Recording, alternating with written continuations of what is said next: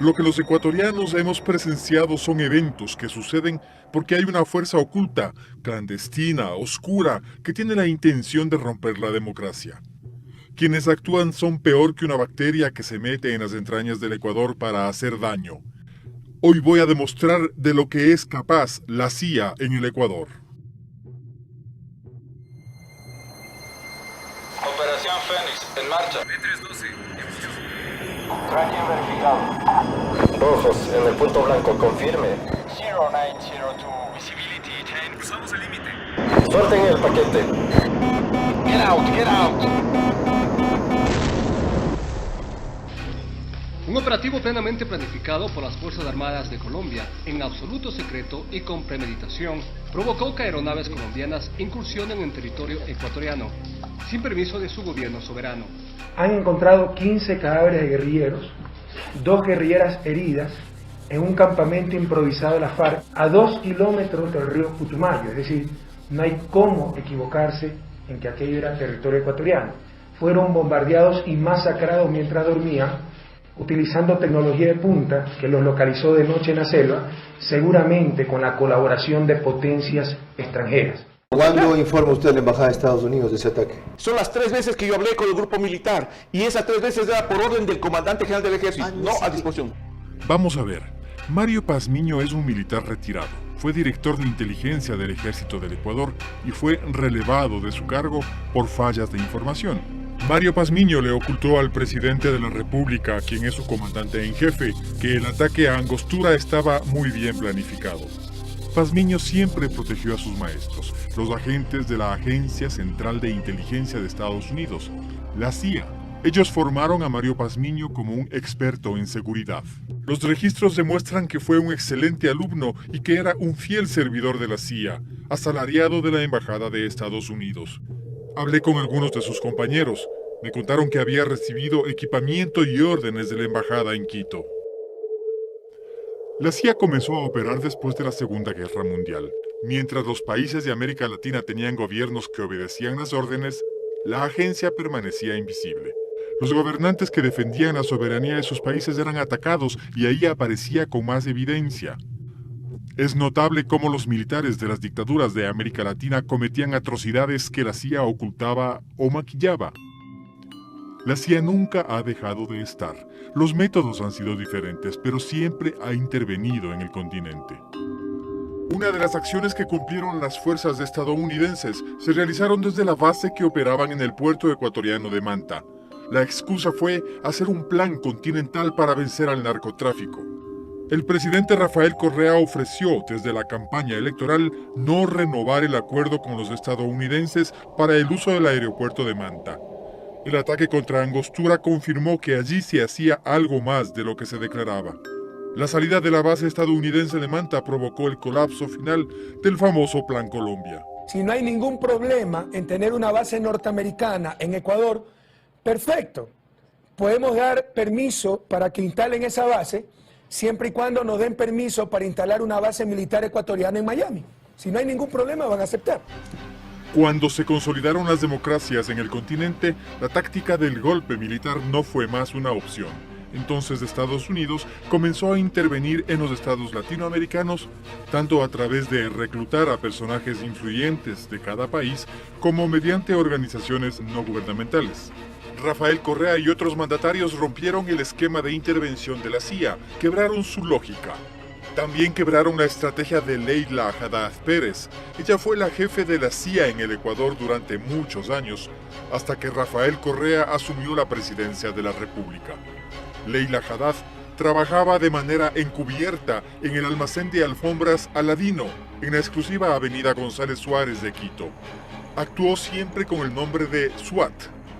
Muchos políticos entraban con el pretexto de comprar alfombras y salían con instrucciones claras de qué debían hacer. En ese almacén también se autorizaba la designación de comandantes de la policía y las Fuerzas Armadas afines a sus intereses. Leila Haddad vivió en el Ecuador con una identidad falsa como ecuatoriana.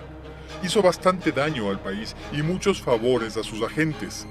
Gracias a su influencia y de la CIA, logró que Emilio Palacio fuera acogido como asilado político en Estados Unidos. El tristemente célebre editorialista del diario El Universo abandonó voluntariamente el país.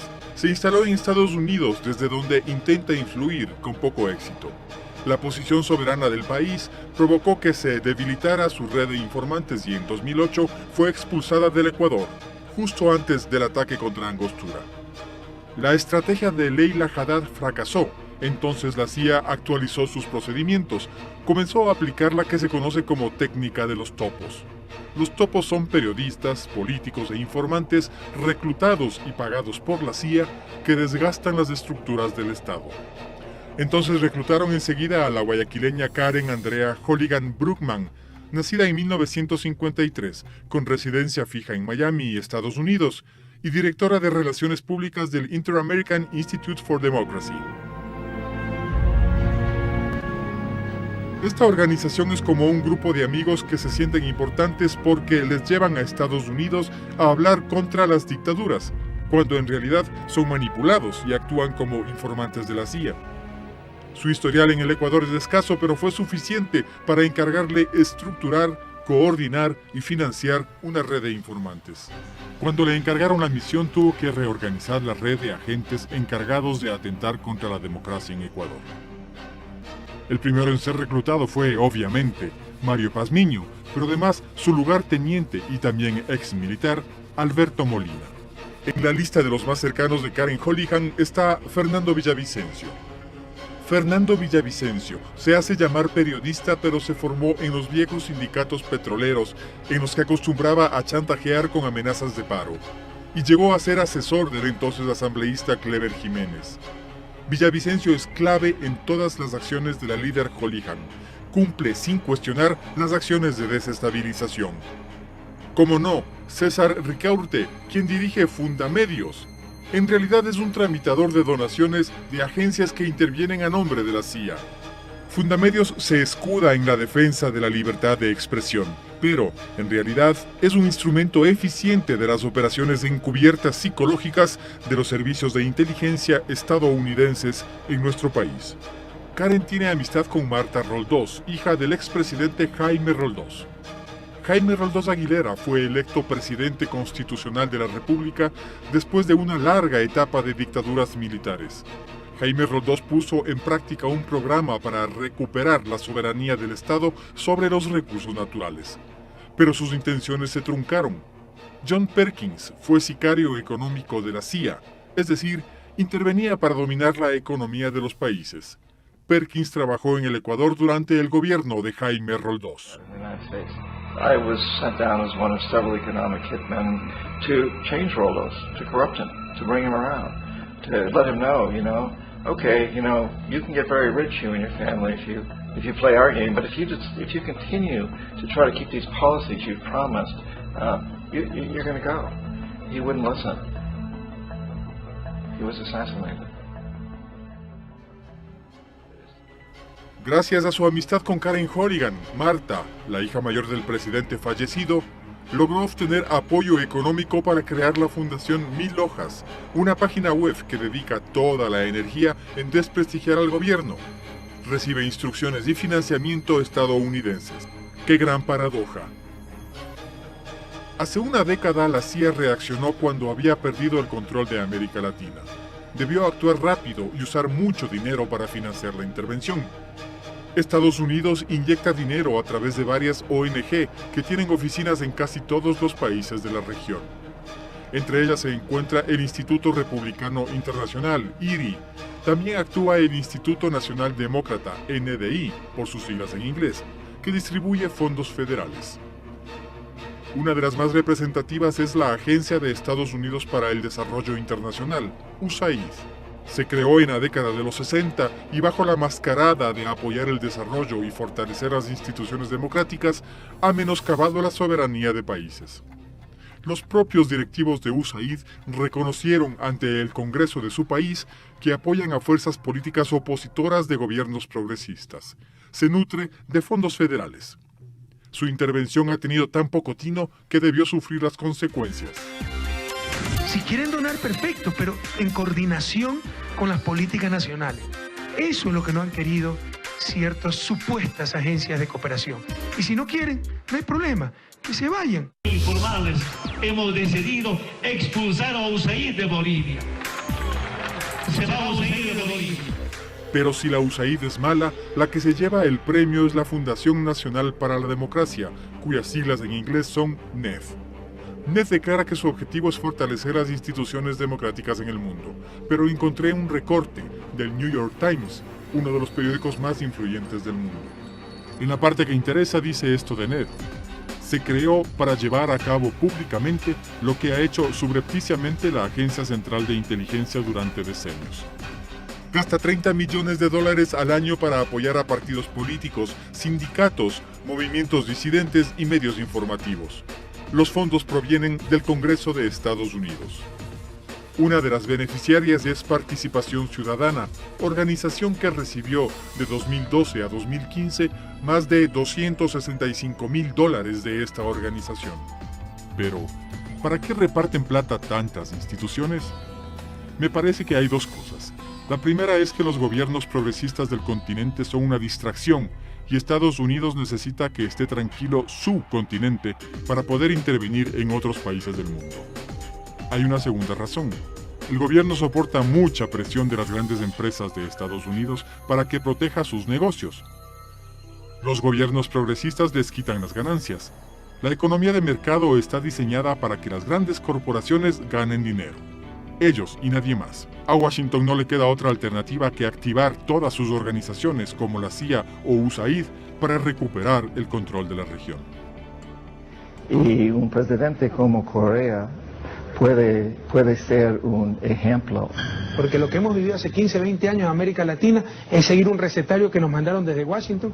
Entonces, por eso, yo creo que él es el target más blanco. El blanco más importante y que la vida de él está en peligro.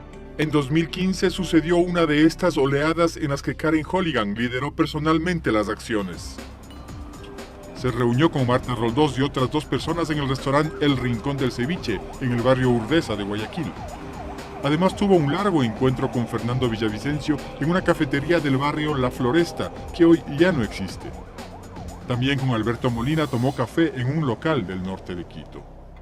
Una red funciona con muchos puntos de contacto. Es difícil tener seguridad de quién sabe y quién no sabe para quién trabaja, pero hay evidencias que nos permiten acercarnos a la verdad, como las siguientes. La Embajada de Estados Unidos de pronto mostró una gran preocupación por las próximas elecciones presidenciales en Ecuador. Gustavo Larrea fue un político que estuvo asociado a los movimientos sociales. Eran reconocidos sus nexos con la guerrilla colombiana y fue miembro del gobierno de Correa. Fundó el movimiento Democracia Sí con su hermano Marcelo, periodista que en el pasado escribió varios artículos en contra de la CIA. Pero los tiempos cambian. Gustavo y Marcelo Larrea informaron directamente a 2 agentes de la CIA en un almuerzo que se realizó en el restaurante Sol y Luna. Otra gran paradoja. Los anfitriones fueron Tyler Speaks, acusado de sabotear las elecciones y de atentar contra el Estado de Nicaragua. Es ahora el jefe adjunto de la sección política de la embajada y funcionario activo de la CIA. También asistió Timothy Peltier, consejero de Asuntos Políticos de la embajada y agente encubierto de la CIA en Cuba y Rumanía. Gustavo Larrea les informó con detalle respecto a la política nacional. A pesar de la abundancia de criterios vertidos, el final de la reunión explicaron su presencia a los medios de esta manera. Hemos almorzado aquí nada más. Se sabe que estaban reunidos con funcionarios de la Embajada de Estados Unidos. ¿Equivocados? ¿Seguro? Seguro.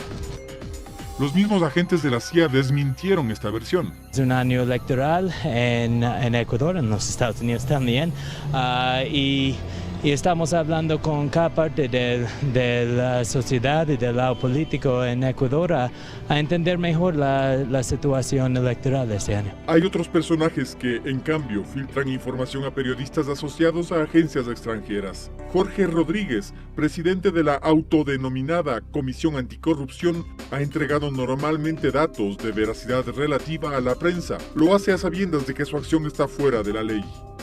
Esas informaciones caen en manos de Juan Carlos Calderón, de la revista digital Plan B, quien publica la información y en muchos casos la comparte con Mónica Almeida, editora regional del diario El Universo. Juan Carlos Calderón tuvo su desarrollo en la extinta revista Vanguardia. Cuando quebró se juntó con Cristian Zurita y pidieron a la NED que financie una nueva publicación. Fundaron Plan B, una revista digital que intenta llamar la atención con escándalos contra el gobierno nacional y por la que pasan muchos de los colaboradores de Holihan. Una de ellas es María Laura Patiño, abogada que funciona como una colaboradora operativa. María Laura Patiño, para citar un ejemplo, ha presionado a Calderón para que cumpla con las formalidades que le exigen sus jefes en Estados Unidos. Con frecuencia han debido llenar largas formas que les envió NED para que sean justificados el uso de los fondos y lograr la aprobación de nuevos aportes de dinero. Juan Carlos Calderón también está nombrado en el rol de pagos de los meses de enero y febrero de 2016, cuando recibió honorarios por $1,200 al mes. Andrés Páez es una pieza clave para la desestabilización. Es el político que convocó a varias de las más violentas manifestaciones que sucedieron el año pasado. Comenzó su carrera política en el partido Izquierda Democrática, movimiento al que llevó al colapso. Enseguida se unió a Guillermo Lasso y ahora es asambleísta por el movimiento Creo.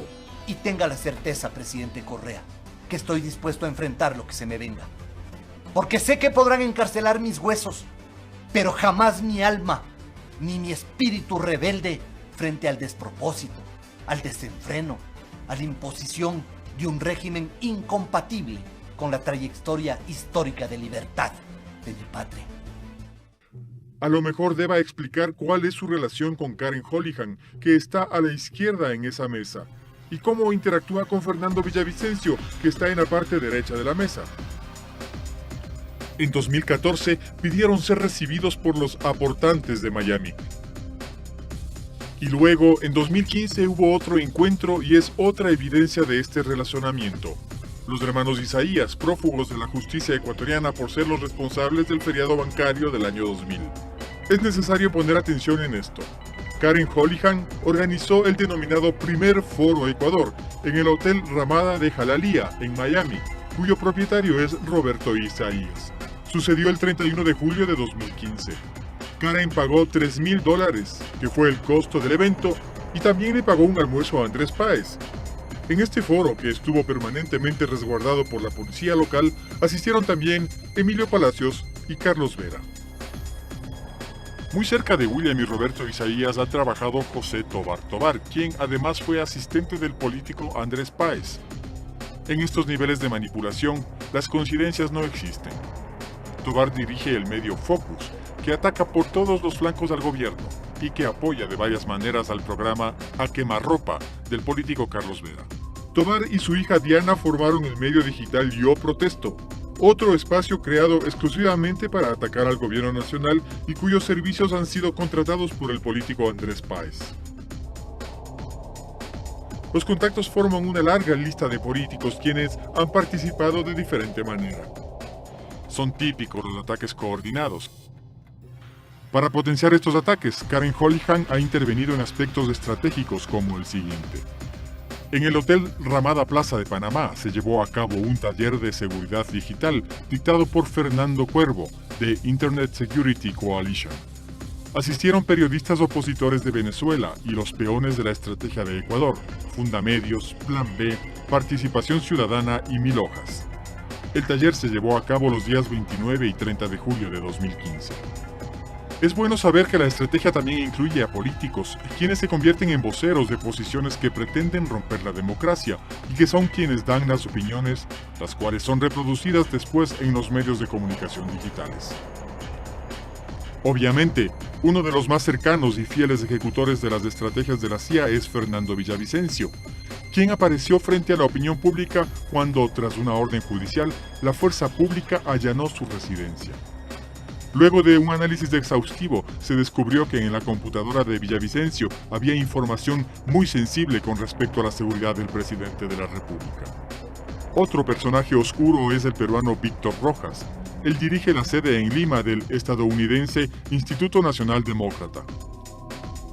El 18 de febrero de 2015, Víctor Rojas cenó en el restaurante Patria con varias personas, entre ellas Darío Tapia, secretario de Movilidad del municipio de Quito, el alcalde de Quito Mauricio Rodas y su hermano Armando, quien fue ministro de Finanzas.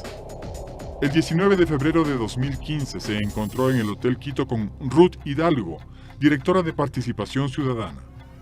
Pues sí, esta institución, que tiene una relación activa con grupos opositores, recibe fondos de varias organizaciones estadounidenses relacionadas con la CIA, USAID, NED, IRI, entre otras. Rojas, en los dos casos, luego de los encuentros, se dirigió a la Embajada de Estados Unidos. No se tiene constancia de los temas que fue a informar, pero con los antecedentes descritos no sería ninguna charla inocente. A propósito, Mario Pazmiño no ha estado descansando. El 27 de agosto de 2015 hubo un acto especial en la Universidad Andina Simón Bolívar. Por instrucciones de Karen Hollihan, se presentó el libro Análisis de las repercusiones del socialismo del siglo XXI. Es un impreso en el que participan los amigos latinos reunidos alrededor de la idea de derribar los gobiernos progresistas de la región: Venezuela, Cuba, Ecuador, Bolivia y Argentina. Quienes asistieron a la presentación en el Ecuador son muchos de los que están en esta pared. La CIA actúa también a través de intelectuales. La táctica es clara. Cualquier propuesta que hace el gobierno nacional tiene que ser rechazada y debe provocar enfrentamientos violentos. Primero fue la propuesta de la ley de herencias, que afectaba a menos del 1% de la población más rica del Ecuador. Luego, el proyecto de enmiendas constitucionales. Fueron sucesos suficientes para que políticos como Andrés Páez hagan lo que mejor saben: atentar contra la democracia. Andrés Páez organizó marchas cada vez más agresivas en Quito y alentó a los manifestantes a ser más y más violentos. Necesitaban un muerto. En la convulsión provocada por la CIA se encontraron periodistas que tenían antecedentes de medios digitales beligerantes. Se juntaron José Hernández con su bitácora Sentido Común y Roberto Aguilar con su blog Estado de Propaganda, ambos espacios destinados exclusivamente a atacar al presidente de la República. También se integró Gabriel González, de Crudo Ecuador. Él es otro de los que ha recibido fondos de Fundamedios por $24,000, además de dinero del municipio de Quito. Y por último, el periodista Martín Pallares, quien fue separado de Diario El Comercio. El año pasado, Martín Pallares fue comisionado por sus socios para buscar dinero en Estados Unidos. En octubre de 2015, Martín Pallares se reunió con los encargados del hemisferio sur del Congreso de los Estados Unidos, a quienes les pidió que financien el periodismo digital. Se encontró con los donantes de Fundamedios y los directivos de NED, de Freedom House y de IRI. Luego con el director del hemisferio sur del Senado de los Estados Unidos, quien ofreció presionar para conseguir financiamiento para su propuesta de periodismo digital. También tuvo un encuentro con Roger Noriega, quien fue subsecretario de Estado para Asuntos del Hemisferio Occidental y embajador de Estados Unidos ante la OEA. Así nació la revista digital Cuatro Pelagatos, con dinero de la CIA. Digo yo, una cosa es hacer periodismo, otra diferente es hacer partidismo, como han hecho por años Pallares, Hernández, Aguilar, Calderón y Zurita. Pero recibir fondos de la CIA como pago por oponerse cambia por completo el panorama. Eso tiene otro nombre. Hubo muchos como Karen Hollihan en el pasado y habrá muchos en el futuro.